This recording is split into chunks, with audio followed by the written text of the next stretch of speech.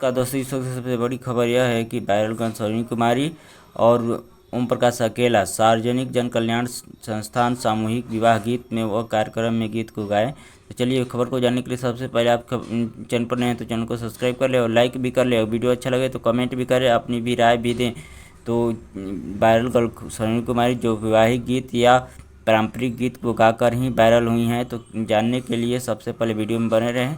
तो आइए सुनिए सरोजिनी कुमारी का गीत। जागल हो रही है आजू घरवा चोरिया हो जाई है, आजू घरवा चोरिया हो जाई है। सबरे संपत्तिया बाबा बचिर जाई है, गौरा बेटी चोरिया हो मोरबार बोलू रे मोरबा बोलिया सुहावन लागू है मोरबा।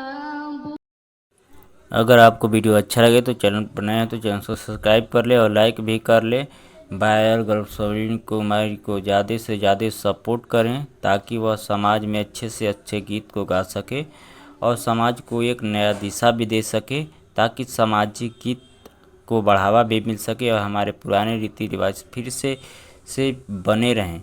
तो चलिए इसी प्रकार के वीडियो को देखने के लिए आपको बहुत बहुत धन्यवाद। और ऐसे ही वीडियो हमारे चैनल के ऊपर आता रहता है। वायरल न्यूज़ से संबंधित जितने भी वीडियो होते हैं हम आपको जानकारी देते रहते हैं। बहुत बहुत धन्यवाद।